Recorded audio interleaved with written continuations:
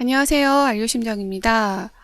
지금 코로나 때문에 외부 활동이나 외부 이제 이런 일들이 많은 제약을 받으셔서 좀 답답하고 힘드신 상황에 계실 텐데요. 저도 마찬가지입니다. 사실 상담도 지금 다음 4월로 미뤄놨는데 이걸 계속 연장을 해야 될지 지금 현재 3월도 상담 이제 기업체 상담도 휴직한 상태인데 이게 지금 장기화되지 않을까라는 사실 걱정이 살짝 앞서기도 합니다.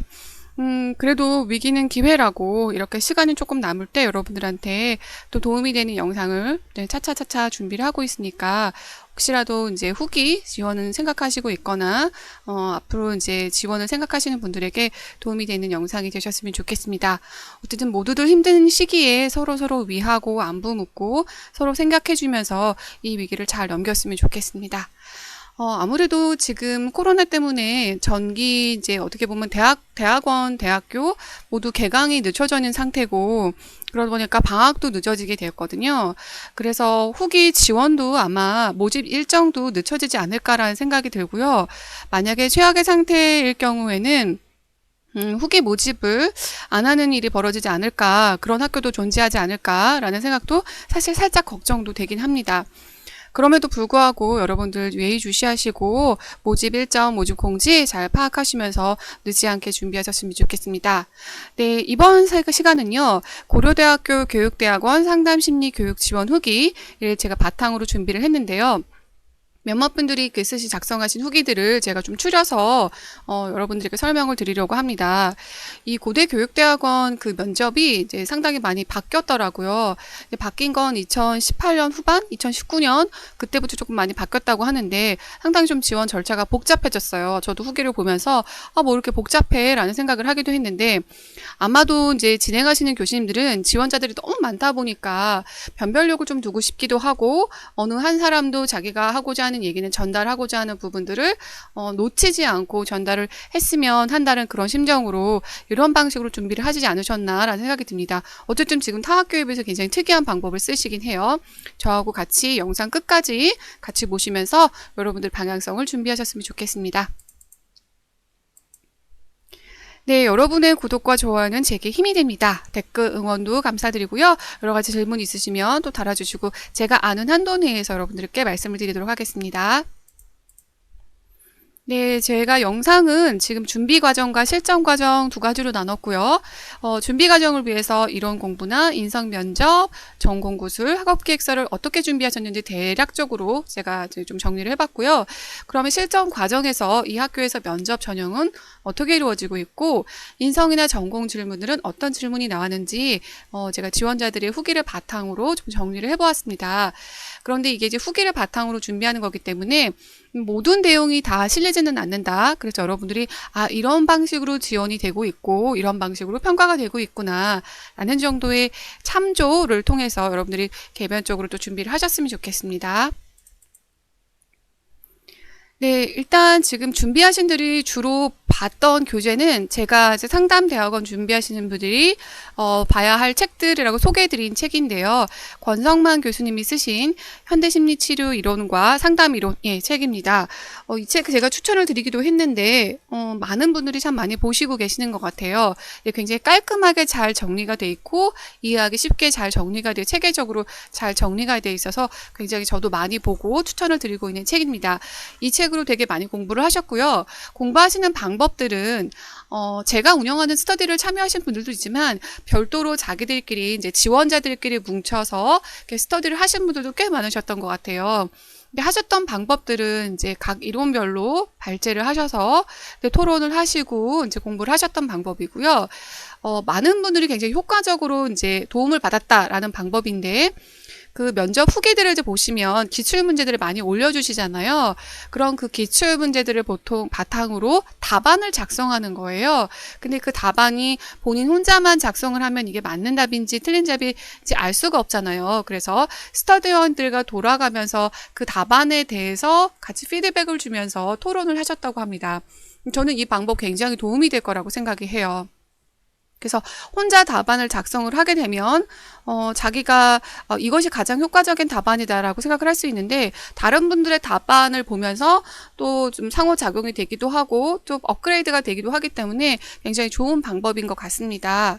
그런데 여러분들이 답안을 작성을 하실 때 조금 더 이제 생각을 해보셨으면 하는 부분들은요.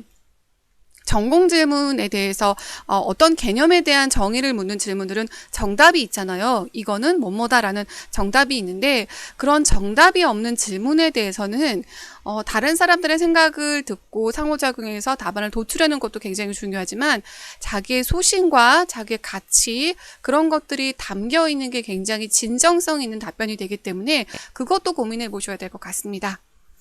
네, 그래서 또 좋은 부분들은 이제 이 면접은 여러분들이 아시겠지만 필기가 아니라 구술로 대답을 하는 거잖아요. 그래서 이 스터디원들이 면접관, 면접자 역할을 하면서 돌아가면서 이렇게 좀 질문하고 답하고 하는 면접 연습을 하셨대요. 그리고 이거는 이제 인성면접, 전공 구술 면접 다 포함해서입니다.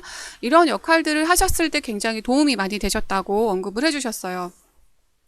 아무래도 여러분들이 그 필기로 쓰고 그 다음에 머릿속으로 개념으로 알고 있는 거하고 입으로 내뱉는 거 굉장히 차원이 다릅니다. 그래서 말로 표현하고 이제 그 전달하는 연습들을 꾸준히 하시게 되면 실전에서도 떨지 않고 열심히 잘 하실 수가 있습니다.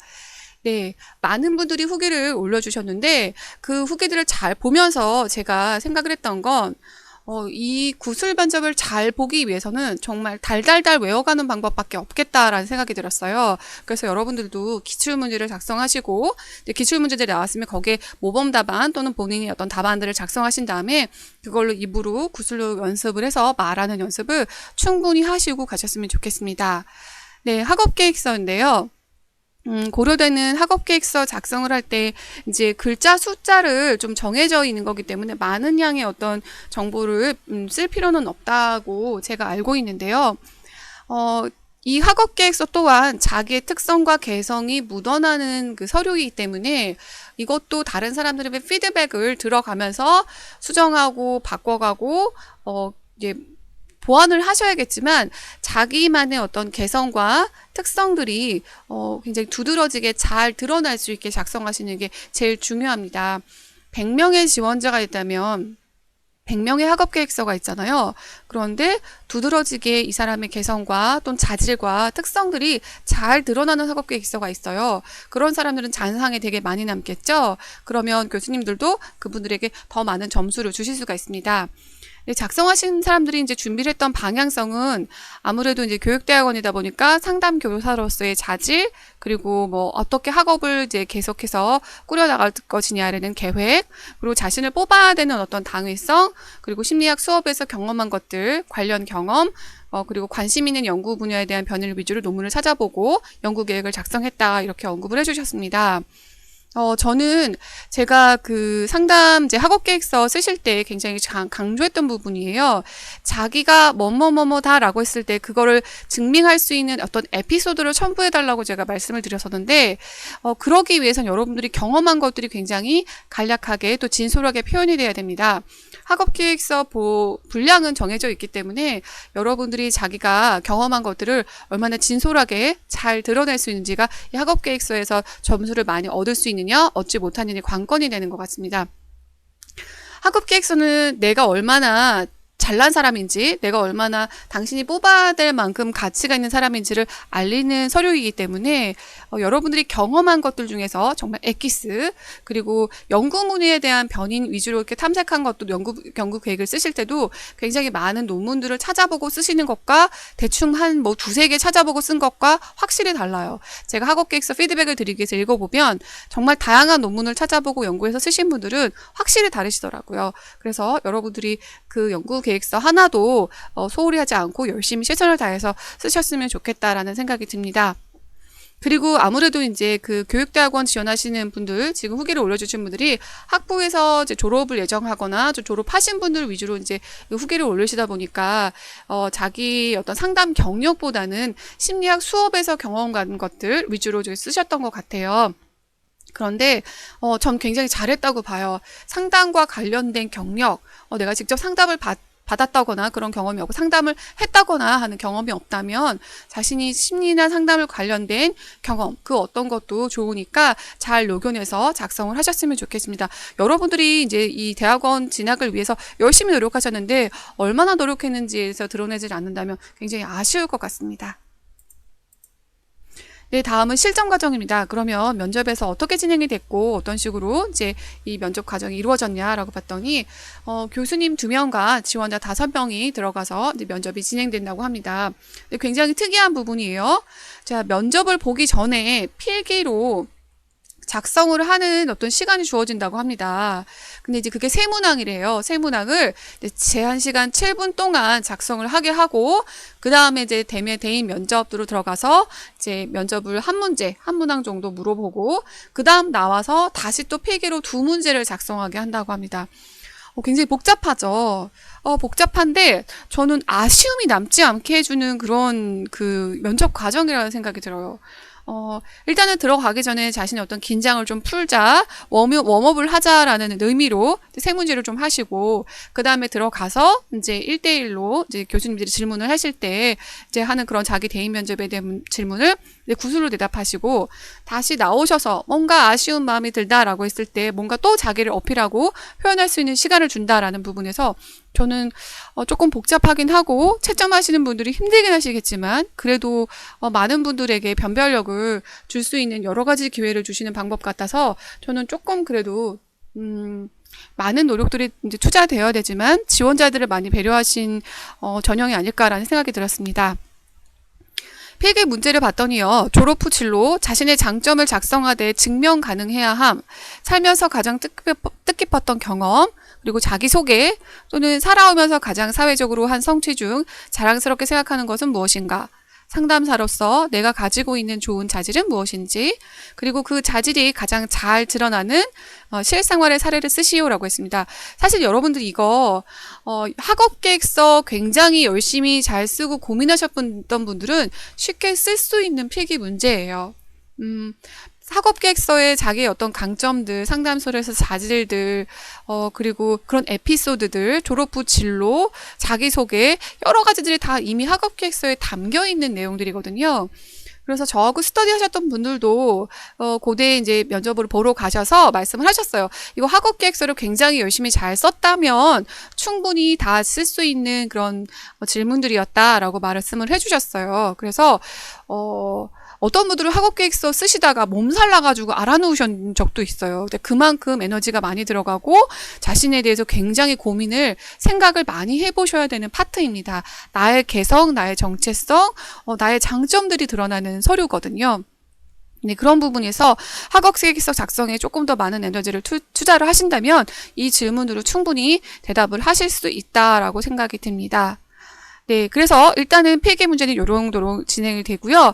여기에 나와 있는 질문들이 다 나오느냐가 아니라 여러분들에게 랜덤으로 이제 이 문제들이 이제 배정이 되기 때문에 어떤 문제가 나올지는 모르지만 이런 성향으로, 이런 경향성으로 나온다라는 거를 여러분들이 체크를 해주시면 좋을 것 같습니다. 네, 그렇게 해서 대인 면접에선 어떤 질문들이 나오냐? 나를 제일 잘 아는 사람이 나를 소개한다면 어떻게 할 것 같은지 직접 해보세요 라고 하셨고요.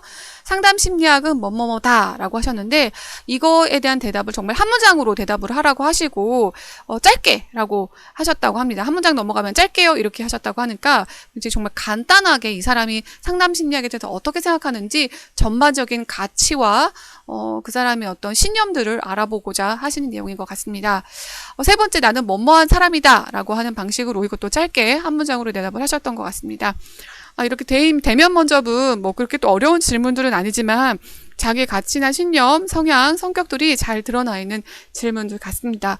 좀 어렵죠. 제가 보기에도 가장 어려운 질문들이 이런 질문이 아닐까라는 생각이 들어요. 그런데 여러분들이 이론들을 쭉 다 배워오시고 공부를 하시면서 그 이론에서 비춰져 있는 신념, 또 생각, 가치, 나와 비슷한 생각들이 있다, 나와 비슷한 철학들이 있다라고 생각을 하시면 그분들의 책을 더 많이 좀 읽어보시고 자기만의 어떤 가치나 방향을 정하신다면 충분히 대답할 수 있는 그런 질문들이 아닐까라는 생각이 들었습니다. 일단 고대는 지금 전공 질문, 이론에 대한 질문은 없지만 그 이론이 뒷받침이 되지 않으면 절대 대답할 수 없는 질문들이 나오고 있는 것 같아요. 사실 상담사의 자질, 여러분이 생각하기엔 그냥 자질 쓰면 되지 않나? 경청 잘하고 공감 잘하고 뭐 그렇지 않나?